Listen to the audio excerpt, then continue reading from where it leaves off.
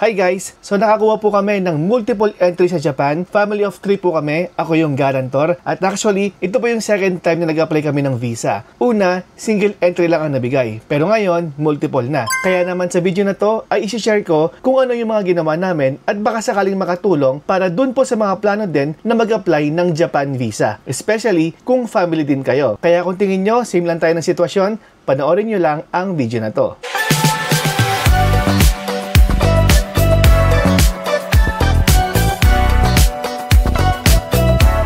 Okay, so sa pag-apply, dumirect na kami sa VFS. Kasi yun na yung bagong proseso ngayon. Kasi kahit mag-apply kayo sa mga sikat na agencies, kagaya ng Attic Tours, Relly, Discovery, UHI, at iba pang accredited travel agencies, lahat po sila ay dadaan pa din sa VFS. So lahat po ng requirements na ibibigay nyo ay i-forward lang din nila sa VFS. Tapos kung taga Metro Manila din kayo, 3 po ang branch ng VFS na meron dito. Sa QC, sa Makati, at sa Paranaque. Mas mura din ang fees nila unless na lang kung premium ang kukunin nyo. At masasabi ko din na mas mabilis ang kanilang proseso. Kaya para sa akin personally, mas okay talaga na rumekta na mismo sa VFS. Since lahat naman talaga kahit mga agencies ay dadaan sa VFS. Pero syempre, iba-iba naman tayo ng sitwasyon. Kasi baka yung iba sa inyo malayo o hindi naman kaya super hectic ng schedule. Kaya kung mas pabor sa inyo na mag-agency, wala din namang problema. Actually, yun naman po ang ginawa namin nung first application namin. Sa Attic Tours po kami nag-apply. Medyo matagal nga lang yung inantay namin nun bago makuha yung result. Parang more than 2 months ata kasi kasagsagan din yon ng dami ng aplikante. January to February 2025. April 22 ang alis namin nun. Nakuha namin ang passport namin first week of April na. So ganun katagal ang inantay namin. Pero dito sa VFS, halos wala pang 2 weeks nakuha na agad namin. Kaya again, kung kaya nyo makadirect sa VFS, mas recommended ko talaga siya. Kasi nga, mura, mas mabilis, at same lang naman yung mga requirements na ipapasa.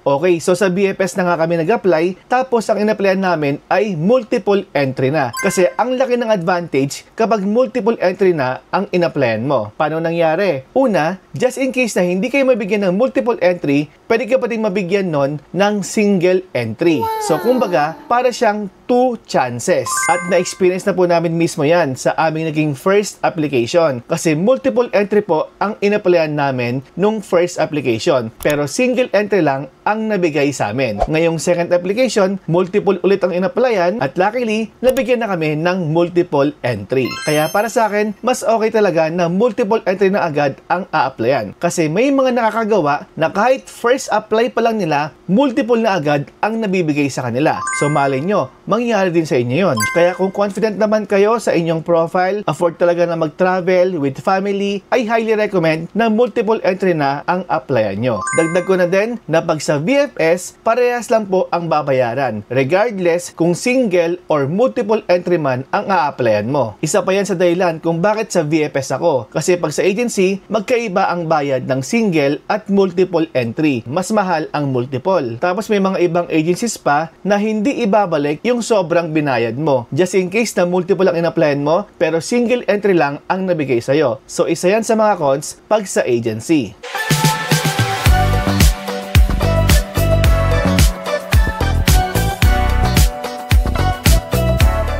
Okay, dahil sa VFS nga po kami nag-apply, kinailangan kong gumawa ng account sa VFS Global para makapag-book ng appointment. Bali sa isang family, pwede kahit isang account lang. Since ako yung guarantor, ako na yung gumawa para sa amin. Then, add applicants para makapag-add ng family member. Ngayon, ito naman yung cons pag sa VFS. Mahirap makapag-book ng appointment dito. Kaya I suggest, kung may plano po kayo mag-Japan, 3 months pa lang before ng plano nyong alis, makapag-book na kayo ng appointment at makapag-apply sa VFS. Kasi pwede naman po na kumuha ng schedule kahit wala pa kayong requirements. Kumbaga, to follow nyo na na lang siya aasikasuhin. At actually, ganyan po ang ginawa ko. Nag-book muna ako ng appointment, saka ko kinumpleto yung mga requirements. Pero syempre, make sure na pag magbubook kayo ng appointment, yung alam mong hindi ka magagahol. So, tansyahin mong mabuti kung ilang araw ang tingin mong kailangan mo para makompleto ang requirements nyo. Ako kasi, 2 to 3 days lang, nakompleto ko na siya. Lahat na kami doon. Pero kung sa inyo, tingin mo, kailangan mo na mas mahabang time, kayo na po ang mag-adjust sa pagpili ng schedule. Basta dapat, yung alam nyong hindi kayo magagahol. Kasi baka mamaya, yan pa ang maging cost ng pagka-deny nyo. Pag kulang-kulang ang requirements nyo. By the way, kapag magpapareserve nga pala sa VFS Global, kailangan na po agad na magbayad ng buo. Kaya kailangan talaga pag-isipan nyo na mabuti yung date na mapipili nyo para di masayang yung bayad nyo. Nagbayad po ako through credit card, pwede rin pong debit card at bank transfer, pero parang wala akong nakitang GCash or any e-wallets. Hindi ko lang sure ngayon kung meron na, kaya siguro mas okay na gumawa na lang din ako ng separate video regarding sa pag-register at pag-book ng appointment sa VFS Global para may step-by-step guide din po kayo. Kaya proceed na muna tayo sa mga requirements.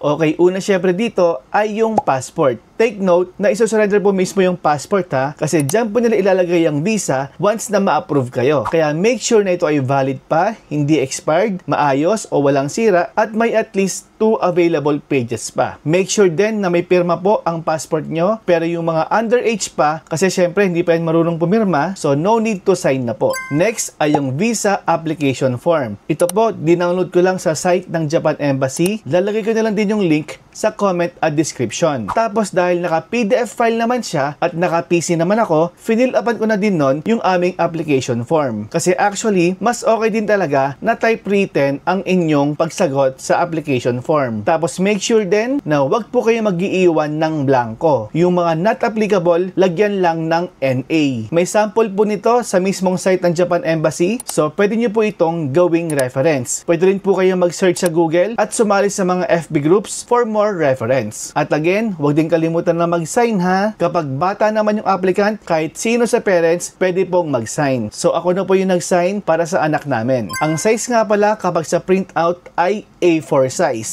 Actually, lahat po ng documents, either naka-photocopy or original, dapat ay naka A4 size lahat. Except lang sa mga legal documents na naka-legal size by default. Next ay one-piece photograph na pang-Japan visa. Sa SM na po kami kumuha nito, sinabi lang namin na pang-Japan visa. Alam na po agad nila yon. Naka-plain shirt lang kami at bawal na may mga accessories. Dapat din po taken ito within the last 6 months. So, wag nyo na pong isugal yung mga lumang picture nyo. Baka mamaya, dyan pa kayo madali. Bali, yung photo po na yan, dinikit ko sa application form namin gamit ang glue. So, wag na wag po kayong gagamit ng stapler. Kahit sa ibang mga documents nyo, wag gagamitan ng stapler. Gumamit lang ako ng paper clip at plastic envelope para organize pa din lahat ng documents namin. Next ay color copy ng passport bio page. So, ito po yung bio page. Ipa-photocopy nyo lang po yan ng colored. Next ay color copy ng Use Japan Visa, kung meron. So, dahil meron po kaming use na Japan Visa, nag-provide din po kami ng photocopy ng aming Japan Visa dati. So, syempre, color din po ito. Next po ay request form for multiple entry visa. So, ganito po ang itsura niya. Madadownload din to sa site ng Japan Embassy. Ilalagay ko na lang din yung link sa comment at description. Ang pinili po namin dito ay a frequent traveler to Japan who has sufficient financial capacity. Pero syempre, iba-iba po tayo, kaya kung ano yung tingin nyo na mas fit sa inyo, yun po ang piliin nyo. Take note na bawat applicants ay tig-iisa po nito ha. So, kung family kayo, dapat tig-iisa kayo. Pwede namang asikasuhin yan ng isang tao lang. Pero dapat bawat applicants kanya-kanya ng documents. So malinaw po yan ha. Okay, bali finil-upan ko din po itong blanco na to kasi nag-provide po ako ng cover letter kung bakit gusto namin na mag-avail ng multiple entry. Tapos bukod sa cover letter, nag-provide din ako ng additional documents na magpapatunay na talagang tourism lang ang intensyon namin sa pagbisita sa Japan. At patunay din na meron akong financial capacity para masupport support ang travel namin. Kasi ako po yung guarantor sa family namin. Yung additional documents na sinabit ko ay yung colored copy ng ORCR at land title. Patunay lang na may mga properties ako dito sa Pilipinas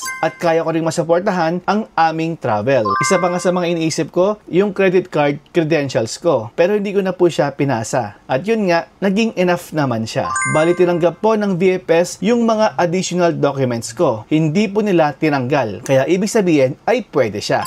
Next po ay bank certificate showing your ADB for the last 6 months. Okay, bali ako lang po ang kumuha nito kasi ako lang po yung guarantor at di-request ko po siya sa mismong branch ng aking bangko. May bayad po siya na 100 at mga 30 minutes lang inantay ko, nakuha ko na kaagad siya. Bali yung original mismo yung pinasa ko sa VFS. At para sa akin, importante po itong bank certificate kasi mas mapapakita mo dito yung financial capacity mo. Sabi nila, rule of thumb, mas okay daw na bawat aplikante ay at least merong 10K per day na budget. So for example, 5 days kayo sa Japan, meron ka dapat at least 50,000. Pag tatlo kayo, syempre times 3 yun, edi ibig sabihin dapat at least meron kang 150,000. Kapag ganun daw, mas mataas ang chance na ma-approve kung hindi man multiple ay single entry. Parang effective naman nga siya. Mahalaga din daw na maayos at consistent ang cash flow mo. Ibig sabihin, may mga regular na transactions. Hindi yung parang last 5 months, halos wala siyang laman. Tapos ngayong month, biglang may malaking amount na nakadeposit. So, syempre, medyo red flag po yun. Malalaman po kasi yan sa inyong bank certificate. Kasi yan nga po ay may 6 months na ADB.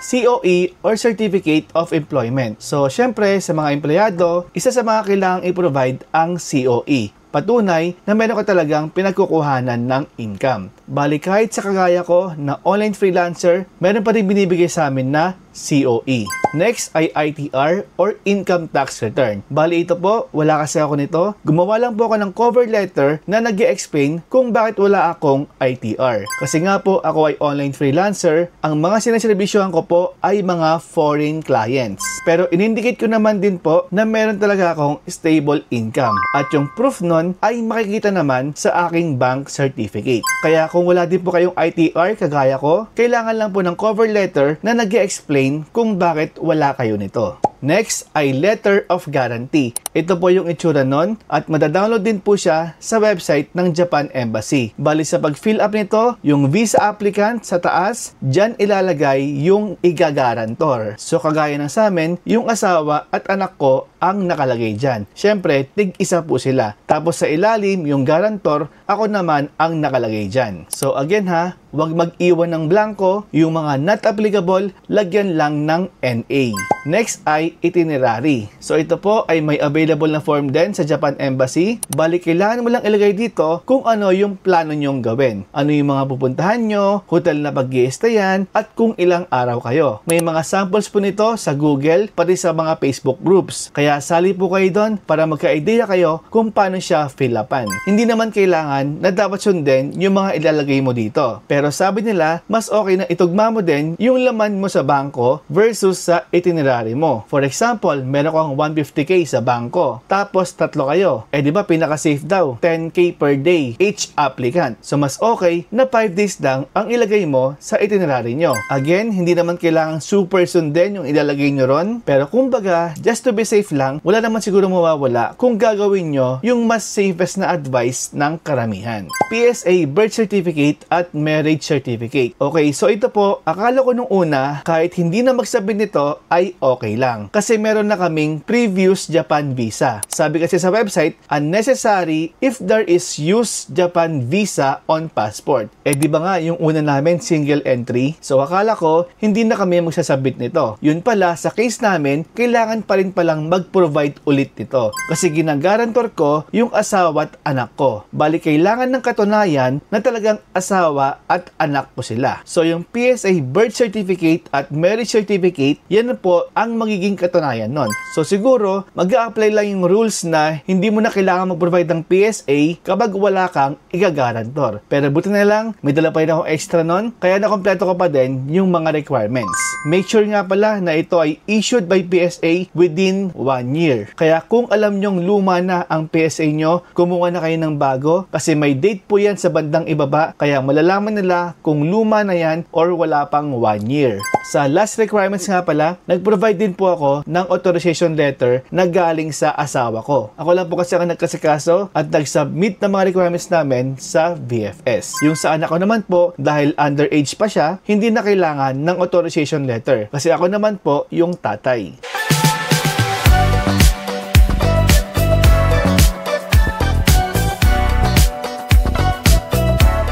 Okay, additional notes lang po, hindi po required at hindi rin advisable na mag-book agad kayo ng flight nang wala pa kayong Japan visa. Baka mamaya ma-deny kayo, masayang lang yung ticket nyo. Alam ko naman, syempre sayang yung promo. Pero mas lalong sayang yan kapag hindi kayo nabigyan ng visa. Kaya ang advice ko, 3 months pa lang bago ang inyong planong travel, mag-apply na kayo ng visa. Kasi sa time frame na yan, marami ka pa rin makikitang murang ticket at mga murang hotels. At tandaan din po natin na Japan Embassy lang po ang pinaka magde-decide kung kayo po ay mabibigyan ng visa o hindi. So ito pong ginawa kong video ay guide lamang para sa kagaya namin na family applicants din. Pero hindi nito magagaranti na talagang ma-approve kayo. Kasi nga po, iba-iba naman tayo ng sitwasyon. At Japan Embassy lang po ang may final decision.